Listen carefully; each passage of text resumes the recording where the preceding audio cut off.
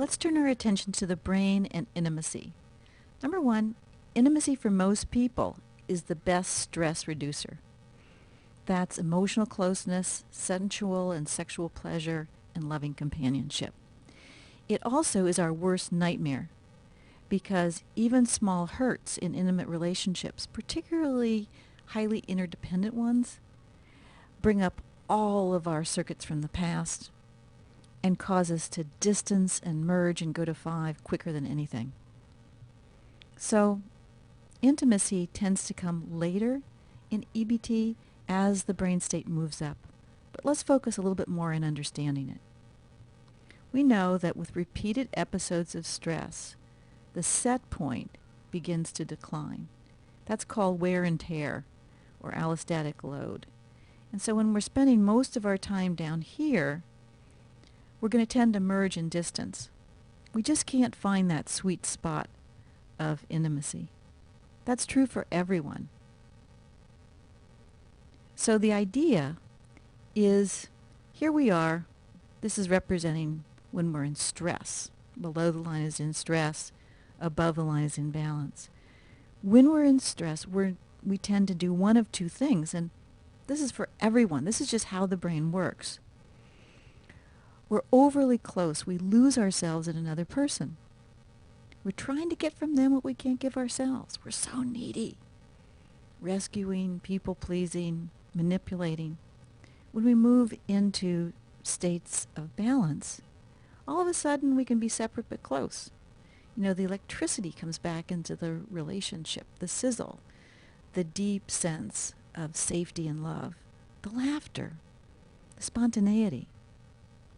When we're in stress, the other option, there are really only two that the brain does, is to distance. Okay? So we tend to judge, isolate, eat, drink, spend too much. We move away. We move into a brain state of balance. All of a sudden it becomes so much easier. So it's normal for all people to be in all states. So intimacy, those moments of intimacy become little flickers. You catch those moments of intimacy throughout the day, and they really soothe and gratify. And when we're in stress, understand that even if you have the perfect partner, there's going to be a tendency to merge. You feel suffocated. Or distance. You feel dropped. You feel as if someone has abandoned you. That's normal in any relationship, even really great relationships. And the reason for that is intimacy for mammals is so important to survival that we store our circuits of connection in the deepest part of the brain. Here's state-specific memory. You ever notice that when you're feeling great, you feel really, really great? Like, I live across the street from the school. And when I go over there for a walk with one of my friends, and we're just, tooting along the school, walking through the school, going up to the mountain, and I have such an overwhelmingly positive feeling.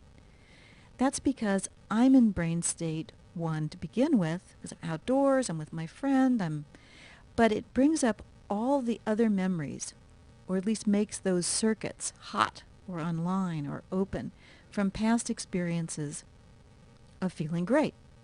So my mood is amplified in many layers because these circuits in this drawer in the brain are apt to be aroused and amplify my joy.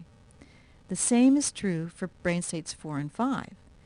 That's why when we look at our partner and there's something really upsetting us, it brings up every other relationship, particularly early relationships, and the circuits of upset from them when we were really vulnerable early in life.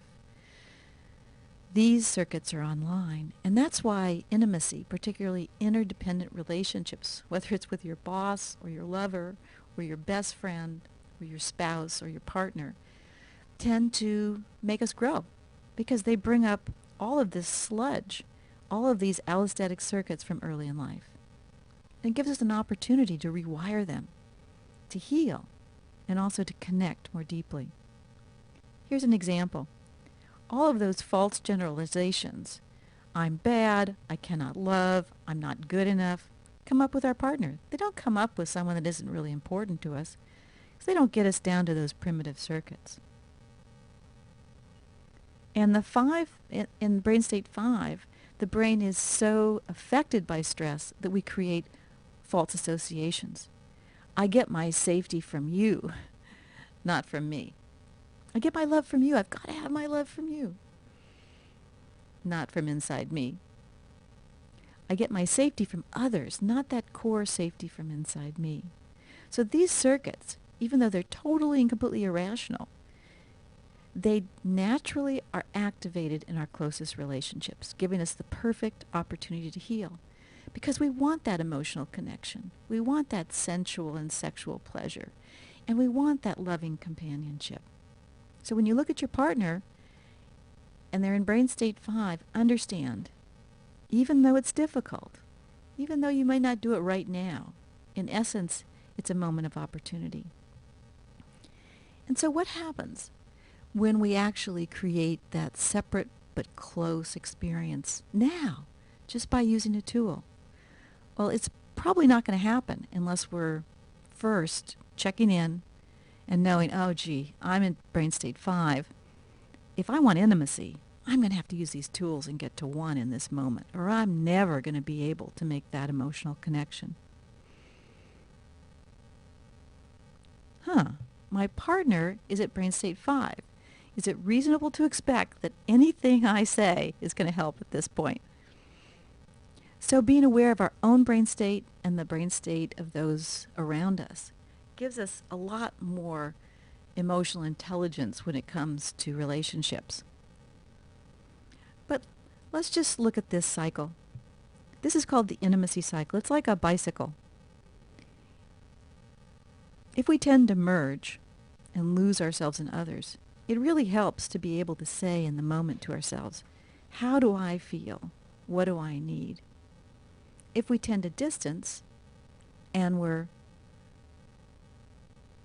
in a relationship, we can ask ourselves, I wonder how they feel. I wonder what they need. So these two cycles need to be operating in order to have that emotional pipeline open and a chance of emotional connection. Sometimes they connect with me, sometimes they don't. But if I want to open that emotional pipeline, I've got to say, how do I feel? What do I need? I wonder how they feel. I wonder what they need.